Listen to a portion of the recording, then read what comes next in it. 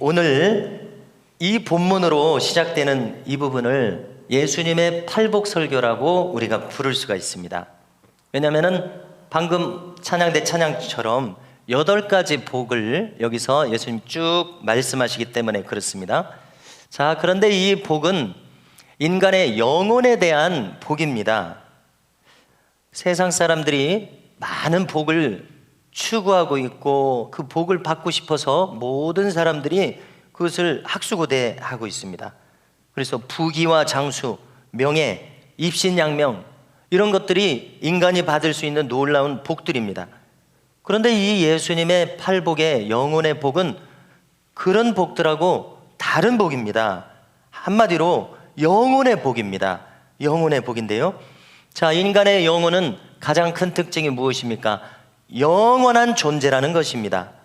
자, 우리가 죽음을 맞이하게 됩니다. 100년 안에 누구나 죽음을 맞이하게 되는데, 죽으면은 이 영혼은 어떻게 되느냐? 소멸되는 것이 아닙니다. 사람들이 많이 생각하지 않는데요, 없어져 버리는 것이 아닙니다. 그 영혼이 하나님의 백성이면은 그 영혼은 영원토록 하나님 나라 천국에서 살게 되어 있습니다. 이것이 하나님의 법입니다. 여러분, 이 인간의 수명이 100년이라고 할 때 영원이라는 시간하고 비교해 보십시오. 비교를 할 수 없는 시간입니다. 영원이라는 시간 앞에서 상당히 긴 이 100년은 그냥 한 점과 같은 티도 안 나는 그런 시간일 수밖에 없습니다. 이치가 그렇지 않습니까? 그러므로 시편 기자는 놀랍게도 우리가 사는 이 생이 꿈과 같다고 하고 하나님 나라에서 사는 영원한 시간이 진짜 현실이라고 그렇게 노래하는 구절이 있었습니다. 우리가 몇 달 전에 살폈죠. 그걸 어떻게 깨달았는지 모르겠습니다. 자, 그런데 말입니다, 중요한 것은 이것을 모르기 때문에 사람들이 하나님 없이 자기도 모르게 하나님 앞에서 교만방자하게 살고 인생을 마치더라는 것입니다. 여러분, 하나님을 알지 못하는 영혼은 죽게 되면 어떻게 됩니까? 그 영혼이 소멸되는 것이 아니라 하나님하고 같이 있을 수가 없는 거예요. 평생 하나님과 같이 있지 않았기 때문에. 그러면 성경은 예수님이 지옥에 대해서 가장 많이 말한 분이 예수님입니다. 지옥이라는 말을 가장 많이 말한 분이 성경 인물에서 예수님입니다. 그 영혼은 지옥에 갈 수밖에 없다는 것입니다. 그러면은 주어진 100년을 자기 살고 싶은 대로 마음껏 살고, 정말 시편 기자의 말처럼 현실인 영원의 시간은 지옥에서 그 곧 견딜 수 없는 형벌을 받으면서 산다면 얼마나 인간 영혼에게 안타까운 일이냐는 것입니다. 그러므로 이 진실을 아는 사람은 하나님 앞에 당장 머리를 조아릴 것입니다. 그런데 놀랍게도 성경 외에 이 세상에서 누구도 이 진실을 제대로 알려주고 있지 않습니다. 텔레비전에서 이 세상 지식으로 누구도 이 진실을 이렇게 알려주고 있지 않다는 이야기입니다. 오직 우리가 예배하는 이곳에서만 이 진리를 우리에게 성경을 통해서 알려주고 있다는 사실입니다. 어떤 사람들은 이 사실을 진작에 알고 있더라면 스스로 목숨을 끊는 일은 하지 않았을 것입니다. 소멸되는 것이 아니라 비로소 진짜 인생이 시작되는 것을 안다면은 하나님 없이 살 사람 아무도 없습니다. 하나님 찾으면서 살죠. 그래서 오늘 예수님께서 영혼에 대한 팔복의 말씀을 하셨습니다. 영혼을 복되게 하시려고요. 영혼의 복된 길을 알려주시려고요. 자, 원래 이 본문은 헬라어로 기록되어 있죠. 그거를 고지고대로 번역을 하면은 참 복 있는 사람들이구나 이렇게 번역해야 됩니다. 여기서 참은 제가 집어넣은 겁니다. 왜 집어넣냐면 그 넣어야 원래 뜻을 살릴 수 있을 것 같아요. 예수님은 지금 참 복 있는 사람들이구나, 정말로 복 있는 사람들이구나 이런 말씀을 하고 계십니다. 이렇게 감탄문으로 번역해야 됩니다. 그러면은 누가 이런 복을 받은 사람들이냐는 겁니다. 누가 이렇게, 어떤 사람들이 이렇게 복 있는 사람들이냐는 겁니다. 그래서 저는 이것을 살피기 위해서 이 팔복은 당신 영혼의 전계문이다 이렇게 말씀드리고 싶습니다. 여러분, 다른 사람이 아니라 당신입니다. 아니, 나의 전기문이 존재할 수 있습니까? 우리가 이런 반문을 할 수가 있습니다. 이 세상에 유명한 사람들이나 전기문이 있지, 아니 뭐 나는 이름도 없고 그냥 이렇게 이름 없이 살다가 부르시면 갈 것 같은데 내 전기문이 존재할 수가 있습니까? 성경은 그렇다고 말씀하고 있다는 사실입니다. 하나님의 심판대 위에 누구나 서게 될 것인데 거기에는 생명록이 있겠다고 합니다. 내 이름이 거기 기록되어 있어야 돼요. 이 생명록에 내 이름이 기록되어 있어야 돼요. 없으면 큰일 납니다. 그런가 하면 행위록이 있다고 합니다. 놀랍게도 나의 일생의 일거수일투족, 내 생각까지도 거기에 다 기록된다는 사실입니다. 그러니 내 전기문이 지금 기록되고 있어요. 앞으로 살 것도 기록되고 있어요. 얼마나 놀라운 일입니까? 그리고 우리가 짐작만 할 수 있는 나에 대한 수많은 책들이 또 놓여져 있습니다. 그냥 뭉뚱그려서 나의 행위록이 놓여져 있는 것입니다. 그리고 그것에 근거해서 심판이 이루어진다고 말씀합니다. 성경을 요약하면 이렇게 됩니다. 잘한 사람은 네가 행한 대로 갚은다고 하셨으니까 상을 주실 것입니다. 그렇지 못한 사람은 벌을 받게 될 것입니다. 이것이 성경입니다. 이렇게 천국에는 당신 영혼의 전기문이 빼곡히 쓰여져 있다는 것입니다. 지금 우리가 예배 드리면서 어떤 마음을 가지고 있는지 그런 것까지 다 쓰여져 있다는 것입니다. 쓰여지게 된다는 것입니다. 그러면은 이 팔복이 우리의 이 영혼의 전기문인 이유는 무엇입니까? 왜냐하면 이대로 우리 영혼이 믿음의 길을 가도록 하나님께서 지으셨기 때문에 그렇습니다. 어떤 사람이 안 믿다가 하나님을 믿게 된다면 예수님께서 지금 말씀하신 이 경로를 따라서 그가 믿음을 갖게 될 것이라는 이야기입니다. 마치 설계도면대로 무엇이 지어지듯이요, 설계도면대로 이 인간의 영혼이 이렇게 구원이 진행이 되는 것입니다. 왜냐하면 예수님께서는 인간을 창조하신 분입니다. 그렇기 때문에 인간이 어떻게 해서 믿음을 갖게 되고 어떻게 해서 구원을 받게 되고 어떻게 해서 하나님의 백성으로 성장해서 살아갈 것인지, 믿음으로 승리할 것인지 그것을 다 알고 계시다는 것입니다. 그런데 그것을 놀랍게도 이 팔복으로 간단 요약, 명료하게 이렇게 요약해 주고 계시다는 사실입니다. 성도 여러분, 이 세상에는 수많은 사람들이 있습니다마는 하나님을 믿는 사람과 하나님을 믿지 않는 사람, 이렇게 두 종류뿐이라는 사실입니다.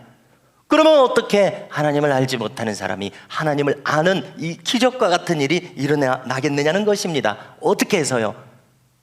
그것은 바로 오늘 제목 그대로입니다. 심령이 가난한 자가 되어서야, 심령이 가난한 자라야 믿음을 찾게 되고 하나님을 찾게 된다는 것을 오늘 우리 주님께서 말씀해 주시고 계십니다. 내 심령이 가난하다, 부족하다, 궁핍하다, 이것을 깨닫지 않고 심령이 부유한 상태, 부족함이 없는 인생들로 수많은 사람들이 살아가고 있습니다. 자기 영혼의 이 궁핍과 결핍, 핍절해 있는 상태를 보지 못하면서 사람들이 살아가고 있습니다. 이처럼 영혼의 부족을 보지 못하면서 살아가는 이유는 무엇이겠습니까? 여러 가지를 우리는 생각할 수가 있습니다. 어떤 사람은 자기가 사는 것이 너무나 행복합니다. 그래서 뭐 영혼의 가난 이런 거 큰 척 가지도 못합니다. 가지도 않습니다. 지금 너무나 행복하게 살아가고 있어요. 그런가 하면 어떤 사람은 할 일이 굉장히 바쁩니다. 정신없습니다. 이런 거 생각할 겨를이 없습니다. 또 비슷하게 먹고 사는 일에 정신이 없습니다. 먹고 사는 일 집중하느라고 이런 거 생각할 겨를이 없습니다. 또 어떤 사람은 또 자기가 생각하는 이상적인 상태를 살아가고 있습니다. 그렇기 때문에 마음에 다른 여력이 없습니다. 그런가 하면 또 어떤 사람은 향락에 지금 한참 빠져 있을 것입니다. 그런가 하면 어떤 사람은 자기 인생에 목적이 없습니다. 그냥 무방비하게 살아갑니다. 공허한 상태 살아갑니다. 하나님이 없는 이상 그것도 무엇인가로 지금 가득 차 있는 것입니다. 방황으로 가득 차 있는 것입니다. 그런데요, 가만히 보니까 제가 이런 상태였었다는 것을 깨닫게 됩니다. 어떤 점에서 그러냐면 저는 부족함이 없었다고 생각하게 됩니다. 돌이켜보니까요. 왜냐하면 날 때부터 모태신앙은 아니지만 교회에서 자라서 쭉 신앙생활을 했습니다. 그리고 그냥 만족하면서 신앙생활을 하고 있었어요. 심령의 가난 이런 거 잘 몰랐었던 것 같습니다. 이걸 직면하지를 못했었던 것이죠. 그래서 이제 19살 때까지 제가 돌이켜보면은 굉장히 행복한 삶을 살았습니다. 살만했습니다. 중학생, 고등학생으로서, 학생으로서 할 수 있는 일들이 다 잘 됐어요. 다 잘 됐어요. 그래서 이제 구김살이 없었습니다. 또 심지어 몸도 한 번도 아프지 않은 것 같아요. 자, 그런데 여러 번 거론했듯이 제가 고등학교 3학년 때 7월에 한창 학력고사 집중하고 있습니다. 그냥 허송세월하지 않았습니다. 집중하고 있었습니다. 그런데 갑자기 3일을 알았습니다. 그런데 짧게 3일을 알았지만 이러다 사람이 죽는 거 아닌가 하는 이 생각이 스쳐갔습니다. 즉시 나았습니다마는 낳고 나서 저는 굉장히 심각해졌습니다. 지금 학력고사 준비가 제 손에 들어오지 않아요. 제가 지금 할 일은 하나님 찾는 일이에요. 그래서 아침 저녁으로 한 300m 떨어진 학교 옆에 교회를 갑니다. 이렇게 기도하려고 앉아 있으려고요. 그리고 낮에는 지금 학력고사 문제 풀어야 되는데 성경을 찾습니다. 성경을 봅니다. 왜 그렇게 합니까? 제가 지금 이 답을 찾아야 되니까, 지금 이 답을 찾는 것이 지금 제가 급선무니까 그렇게 했습니다. 그래서 제가 가지고 있는 문제는, 인간이 이렇게 쉽게 죽을 수 있다면, 순식간에 죽을 수 있다면 나는 어떻게 살아야 하는가? 제가 난생 처음으로 제 인생에 대해서 걱정했습니다. 근심을 하게 되었습니다. 지금 돌이켜보니까요, 저는 19살 죽음을 맞을 준비가 안 돼 있었어요. 당연히 그러겠죠. 지금 건강하게 미래만을 생각하고 미래를 준비하는 이 마당에 무슨 죽음에 대한 것을 제가 생각하겠습니까? 그래서 지금 돌이켜보니까 제가 하나님 앞에 설 준비가 되어 있지 않았었던 것입니다. 그렇기 때문에 제가 그렇게 당황했던 것 같아요. 마냥 행복하고 그리고 미래만 생각하던 19살 고등학생이, 고3이 생각할 수 없는 주제였습니다. 그런데 이렇게 살아가던 저를 하나님께서 딱 한 번 치시니까 어떻게 됐습니까? 제가 굉장히 심각해졌습니다. 그래서 그제서야 비로소 하나님을 찾고 또 찾게 되었습니다. 내가 하나님에 대해서 지금 아무것도 모르고 있구나, 신앙생활 계속 했음에도 불구하고. 이것을 깨달은 마음, 바로 이 마음이 심령이 가난한 자의 상태라는 생각이 들어집니다. 나의 심령이 지금 가난하다, 아무것도 없다, 하나님 앞에 내가 텅 빈 그런 사람 같다, 이런 느낌을 깨달았을 때, 그때 비로소 사람들은 하나님을 찾기 시작합니다. 성경의 인물들을 보니까 베드로가 그렇게 했습니다. 베드로를 한번 떠올려 보십시오. 그는 어부였습니다. 자기 무리들과 함께 밤새 물고기를 잡았는데 허탕을 쳤습니다. 그런데 지금 요 며칠 사이 계속 보던 예수님께서 지금 자기 옆에 와서 뭐라고 하시냐면, 깊은 데로 가서 그물을 던져라, 이렇게 이야기를 하시는 겁니다. 그래서 뭔가 미심쩍지만은 그대로 했습니다. 뭐라고 말하냐면, 밤새 잡은 것이 없지만은 뭔가 당신의 말씀에 의지해서 그물을 내리리이다. 뭔가 분위기가 있었을 거예요. 그 베드로를 압도하는 분위기가 있었을 것 같아요. 그런데 어떻게 되었습니까? 밤새 잡지 못했는데 물고기가 가득 그물에 올라옵니다. 자기 배로 다 처분이 안 되니까 또 저 옆에 있었던 배를 불러서 두 척에 가득 싣습니다. 너무나도 놀라운 일이 지금 벌어지고 있습니다. 그러자 베드로는 주님 앞에 무릎을 즉시 꿇습니다. 뭐라고 말합니까? 주여, 나를 떠나소서, 나는 죄인이로소이다. 여러분, 베드로는 갑자기 자기가 지금 하나님 앞에서 아무런 힘도 없는 무기력한 자인 것을 갑자기 문득 깨닫게 된 것 같습니다. 지금 옆에 계신 예수님께서 하늘에서 끌어오신 뭔가 그 거룩한 분위기에 자기가 직면하니까 설명은 할 수 없지만 갑자기 자기의 이 죄됨을 지금 절실하게 느낀 것 같습니다. 그렇지 않습니까? 베드로가 이렇게 하나님 앞에 있는 그대로 서게 된 것을 깨달았을 때, 베드로가 반응을 보였을 때, 주님께서는 비로소 인생 본래의 베드로의 그 미래의 목적을 알려주십니다. 뭐라고 말씀하십니까? 너는 앞으로 사람을 낚는 어부가 되리라. 완전히 다른 사람의 인생길을 걸어가도록 그의 인생을 원래 그가 가야 할 목적으로 바꿔주시는 것을 우리는 보게 됩니다. 이사야 선지자도 그랬습니다. 이사야 선지자는 원래 하나님을 찾는 사람이었던 것 같습니다. 그런 성전에 갔습니다. 그런데 성전에 가서 하나님을 찾고 있었을 때에 갑자기 그의 눈앞에 환상이 펼쳐졌다고 성경은 기록합니다. 환상이 펼쳐진 순간 자기가 지금 하나님 앞에 서 있다는 것을 깨닫게 됩니다. 놀랍게도 성경은 하나님의 무릎 아래 이 옷자락과 하나님의 발등상이 보였다고 기록합니다. 성전 가득히요. 그 다음에 성전에 천사들이 가득한 것을 그가 바라보게 되었습니다. 이때였습니다. 그는 즉시 마음속에서 무슨 생각이 들었다고 하냐면은요, 화로다. 나여 망하게 되었도다. 나는 입술이 부정한 사람이요, 입술이 부정한 백성 중에 거하면서 만군의 여호와이신 왕을 배웠음이로다. 이렇게 말했습니다. 여러분, 이것은 무슨 뜻이겠습니까? 지금 자기 눈앞에 하나님의 모습을 뵙고 나니까 불현듯 깨달아진 것입니다. 자기의 그 생각들과 했던 모든 말들이 얼마나 하나님 앞에서 더러운지가 지금 깨달아진 겁니다. 그렇지 않습니까? 자기의 영혼이 지금 텅텅 비어있는 것을 깨달은 것 같습니다. 그래서 그는 지금 어떻게 해야 할지를 모르는 그런 상태가 된 것 같습니다. 우리말로 지금 수습이 불가능한 상태가 되었습니다. 이 마음을 어떻게 진정해야 될지 모르는 그런 상태가 되었습니다. 여러분, 이때였습니다. 성경은 천사가 시뻘건 숯불을 제단에서 가져다가 이사야의 입술을 찢었다고 말합니다. 그리고 뭐라고 말씀합니까? 네 죄 사함을 받았느니라 말씀합니다. 지금 이사야 선지자가 깨달은 게 그거 아니었습니까? 하나님 앞에 너무 죄된 모습을 자기가 지금 깨달은 것 아닙니까? 그런데 그것을 깨닫고 있는 순간 그것은 회개의 외침이 된 것 같습니다. 그 안타까이 하나님 앞에 나아가게 된 것 같습니다. 그러니까 빨간 숯불을 지져서 네 죄사함을 받았느니라, 이 말씀을 들었을 때 이사야의 마음이 진정이 된 것 같습니다. 이렇게 자기 영혼이 제자리를 찾으니까 이번에도 하나님께서는 앞으로 어떻게 살아가야 할지 이야기를 하기 시작하십니다. 뭐라고 말씀하십니까? 하나님께서 물으시는 겁니다. 갑자기, 누가 나를 위하여 갈꼬? 무슨 뜻입니까? 네가 나를 위해서 가지 않겠느냐? 나를 위해서 일할 사람이 찾고 있노라. 이사야 선지자가 뭐라고 대답했습니까? 내가 여기 있나이다, 나를 보내소서. 그렇게 즉시 말할 수가 있었습니다. 성도 여러분, 인간의 심령이 아무것도 없이 공허하다는 것을 깨닫게 되는 이 심령의 가난은 무엇입니까?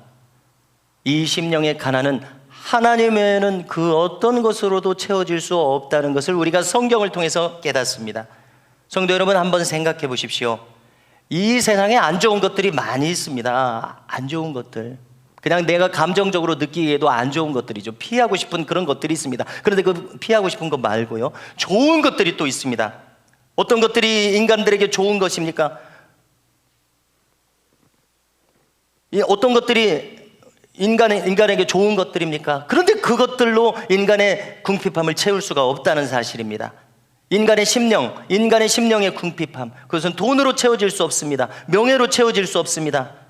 여행이나 취미생활 그 자체가 나쁜 것은 아닙니다. 그러나 그런 것들로도 채워질 수 없습니다. 가정생활을 잘한다고 해서 그것으로 채워지지도 않습니다. 인생이 성공한다고 해서 인간의 심령은 결코 이런 것들로는 채워질 수 없다는 것을 알게 됩니다. 여러분, 왜 그렇습니까? 그렇게 되도록 하나님께서 만드셨기 때문에 그렇습니다. 이사야서 43장 21절을 보십시오. 이 백성은 내가 나를 위하여 지었나니 나의 찬송을 부르게 하려 함이니라. 무슨 뜻입니까? 하나님을 찾도록 사람을 지으셨다는 뜻입니다. 하나님을 찾지 않으면 안 되도록 지으셨다는 것을 깨닫게 됩니다. 성도 여러분, 그러면은 하나님께서는 어떻게 사람들이 자기를 찾게 하시는지를 함께 살펴보려고 합니다. 어떻게 해서 사람들이 하나님을 찾게 하시는지 살펴보는 겁니다. 사무엘의 어머니 한나가 있습니다. 그런데 이 한나는 서러움이 사무치는 사람입니다. 왜냐하면 아무리 남편 엘가나가 그를 사랑해줬거든요. 사랑해줬어도 그의 심령은 서럽습니다. 괴롭습니다. 왜냐하면 자식을 낳지 못하기 때문에 그렇습니다. 그런데 분인 나는 첩임에도 불구하고 자식을 가지고 있기 때문에 의기양양합니다. 자신감 있게 행동할 뿐만이 아니라 한나 앞에 와서 한나의 마음을 뒤집어 놓습니다. 여러분, 왜 그렇습니까? 이대로 몇 년만 지나면은 자기는 첩실이지만은 엘가나가 제법 부유한 사람 같아요. 성경을 보니까요. 그 막대한 재산이 자기가 낳은 자식을 통해서 다 자기 것이 될 것이기 때문에 그렇습니다. 아무리 한나가 정실이면 뭐합니까? 이제 10몇 년만 지나면은 유산도 상속받지 못하고 노년에 박복한 사람이 될 거거든요. 그래서 자기가 자식이 있다고 건방을 떨면서 정실인 이 한나를 서럽게 만듭니다. 성경을 보니까 격분하게 만들었다고 기록합니다. 이렇게 한나는 마음에 한이 맺히게 됩니다. 울분에 쌓이게 되고 밥맛도 떨어졌다고 성경이 기록합니다. 그런데 이 엘가나는 신실한 사람이었던 것 같습니다. 1년에 3번 성막에 가서 제사를 드려야 되는데 이 아내들을 다 데리고 갔습니다. 한나를 데리고 갔습니다. 그런데 이 성막은 하나님 계신 곳입니다. 한나가 지금 하나님 앞에 서니까 성경을 보니까 통곡하게 되었다고 나옵니다. 여기는 지금 말로써 기도하는 자리가 아닙니다. 말로써 이렇게 저렇게 말로써 기도하는 자리가 아닙니다. 통곡이 쏟아져 나옵니다. 왜 그렇습니까? 마음에 한이 맺혔기 때문에 그렇습니다. 격정에 사로잡혀서 통곡합니다. 그 통곡의 내용, 그 통곡의 기도의 내용은 무엇입니까? 아무리 남편이 자기를 사랑해도 해결해 줄 수 없는 바로 그것입니다. 남편이 자기를 아무리 사랑해도 어떻게 해주지 못하는 그러한 상황에서 나오는 통곡입니다. 이런 한맺힘이 없었으면 한나는 기도할 일이 없었을 것입니다. 하나님 찾을 일이 없었을 것입니다. 사무엘이라고 하는 아들을 낳을 일이 없었을 것입니다. 어떻게 보면 하나님께서는 사무엘이라고 하는 다음 이스라엘 민족의 지도자를 이 영적으로 무기력해진 세대에서 세우기 위해서 한나가 이처럼 통곡하는 사람으로 만드셨는지도 모르겠습니다. 또 아브라함을 한번 떠올려 보십시오. 그가 이삭을 낳기 전에 그는 첩 하갈을 통해서 이스마엘을 낳았습니다. 그런데 하나님께서는 100세의 사라에게 자식을 주셔서 이삭을 낳게 하셨습니다. 얼마나 기뻤겠습니까? 성경을 보니까 이제 젖을 뗄 때 잔치를 벌였다고 기록합니다. 얼마나 기쁜 일이었겠습니까?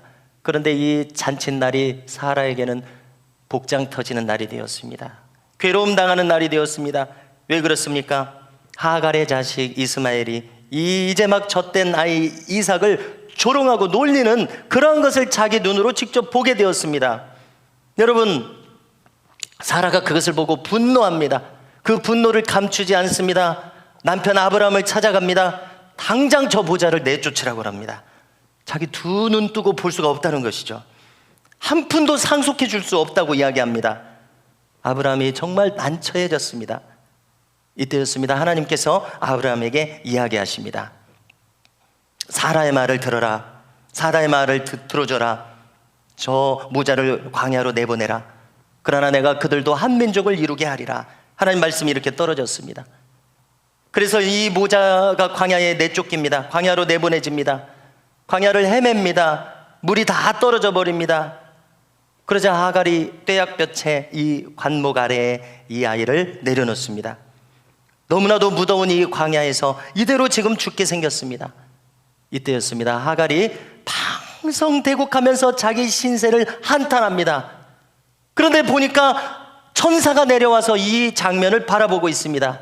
이것이 기도가 되고 있습니다. 애가 죽는 것을 참아보지 못한다고 방성대곡하고 있는 모습입니다. 천사가 내려와서 말합니다. 무슨 일이냐? 여러분, 하나님께서 지금 이렇게 하라고 하셨습니다. 하나님께서 다 알고 계심에도 불구하고 구약 성경에서는 하나님 직접 내려오지 않습니다. 천사를 대신 보내십니다. 천사가 물어보는 말은 하나님의 말씀입니다. 도대체 지금 무슨 일이냐? 하나님께서 다 아시고도 이렇게 직접 내려와서 아시고도 물어보시는 이유가 무엇입니까? 이 하갈이 이 상황 속에서 방성대곡하기 때문에 이것이 하나님 앞에 상달되는 기도가 되었음을 깨닫게 됩니다. 하나님 말씀하십니다. 걱정하지 말아라. 죽지 않는다. 내가 이로 큰 민족을 이루게 할 것이다. 이렇게 그의 기도를 들으시고 응답하시는 말씀을 해주십니다. 이 말씀을 들었을 때 하갈의 눈이 밝아졌다고 기록합니다. 어느새인가 자기 옆에 샘물이 있었다는 것을 이제서야 발견하게 되는 겁니다. 그래서 물을 떠다 마시고 이 모자가 살아나게 됩니다. 성도 여러분, 왜 이런 일이 생겼습니까? 가만히 보니까 하갈이 그렇게 잘못한 거 없습니다. 그렇지만 하갈이 이렇게 쫓겨나는 일이 생깁니다. 왜 그렇습니까? 방성대곡하면서 하나님을 찾게 하시려고 이런 일이 일어났다는 것을 우리가 깨닫게 됩니다. 하갈이 잘 먹고 지금처럼 잘 먹고 잘 살았으면 그가 하나님을 찾을 일이 없습니다. 방성대곡하면서 한 맺힌 기도를 올려드릴 이유가 없습니다.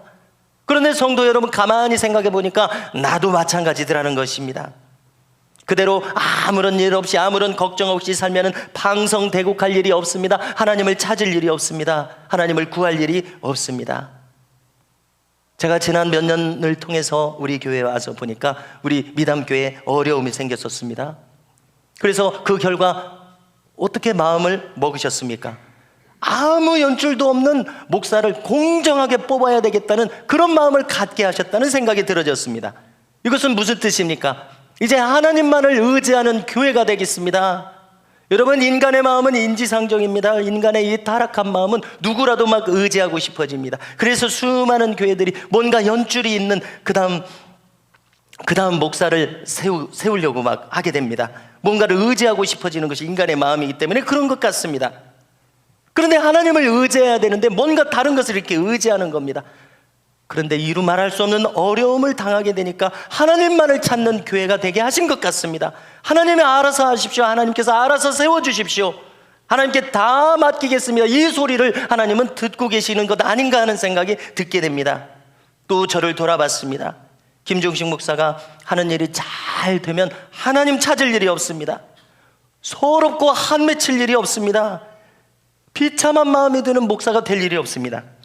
그런데 돌이켜보니까요, 제가 40대를 지내면서 저의 마음에 들어진 생각들을 제가 떠오르는데, 이런 마음을 제가 가지게 되었었습니다. 지내면서 하나님, 제가 이 성경 공부하면 뭐합니까?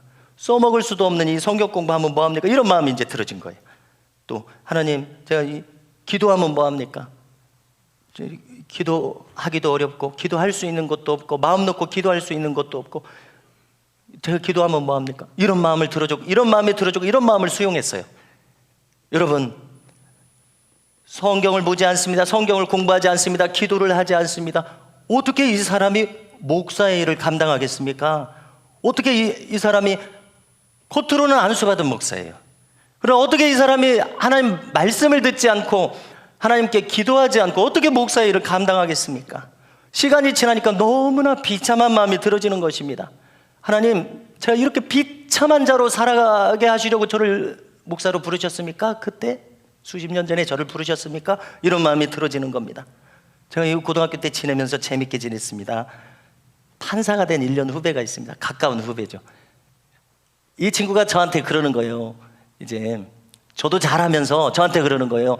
나는 종식이 형 하는 대로 하기만 하면 돼. 이렇게 저를 좋아하면서 그렇게 이야기하는 겁니다. 그래서 이제 이런 마음이 들어지는 거예요. 인간의 마음이 들어지는 거예요. 그래, 내가 관심이 없어서 그렇지 판사가 되고자 했으면 아마 되었을 거야. 의사가 되고자 했으면 아마 되었을 거야. 지금처럼 이렇게 비참한 마음이 들 필요가 없었을지도 몰라. 이런 생각이 들어지는 겁니다. 비참한 영혼이 됩니다. 위험한 영혼이 됩니다. 신앙이 위험해진 영혼이 됩니다. 여러분, 이때 이대로는 못 살겠다는 이 신음소리가 나오게 하셨던 것 같습니다. 하나님 외에는 어떤 길도 없는 사람으로 만드셨던 것 같습니다. 모든 것을 하나님께 맡기고 하나님이 하지 않으시면 아무것도 할 수 없는 사람, 바로 그런 사람이 된 것을 깨닫게 됩니다. 그래, 네가 비참한 자가 되었다고 나한테 이야기하는구나. 그래, 그러면 내가 너에게 일할 곳을 주마, 살 길을 열어주마. 너를 부른 것이 맞다고 확인시켜주는 일이 있었습니다. 그것이 바로 우리 교회의 부름을 받게 되는 일이었습니다. 다른 분들도 훌륭한 주의 종들이었을 것입니다. 그런데 내가 너에게 기회를 주마. 하나님의 긍휼과 자비가 저에게 미쳤다고 생각을 합니다. 성도 여러분, 여러분들은 어떠십니까? 심령이 배부른 자는 결코 하나님을 만날 수 없습니다. 하나님을 찾지 않습니다. 왜 그렇습니까? 세상으로 가득 차 있으니까, 자기 자신으로 가득 차 있으니까, 자기도 모르게 교만으로 가득 차 있으니까, 세상의 문화와 사상으로 가득 차 있으니까 하나님을 찾을 겨를이 없는 것입니다. 그러나 많은 슬픔을 당한 자, 인생의 실패를 맛본 자, 삶의 괴로움을 당한 자, 원치 않는 고통을 받은 자, 바로 그런 자에게는 주님이 부르시는 음성이 그에게는 들림을 깨달으시기 바랍니다. 주님은 우리에게 말씀하십니다. 내게로 오라. 이 세상 의지하지 말고 내게로 와서 부르짖어라. 나를 찾아라. 애통하며 부르짖어라. 여러분, 이 주님의 음성을 들으실 수 있기를 주님의 이름으로 축복합니다. 와서 주님을 찾을 때 그때서야 주님은 이미 다 자기가 알고 계셨음에도 불구하고 내려오셔서 무슨 일이냐? 이미 다 알고 계셨음에도 불구하고 도대체 뭐 때문에 이렇게 방성되고 가느냐? 찾아오시는 역사가 있을 것을 믿으십시오. 그리고 나의 눈을 밝게 하실 것입니다. 바로 옆에 샘이 있었던 것을 찾게 하실 것입니다. 길을 알게 하실 것입니다. 천국에 이르는 자로 삼으실 것입니다. 주님께 속하는 자, 속하기를 원하는 자, 천국에 속하는 자, 속하기를 원하는 자로 그 강한 열망을 우리에게 주실 줄로 믿습니다. 이와 같은 놀라운 은혜가 저 우리 모든 교우들에게 임하시기를 주님의 이름으로 축복합니다.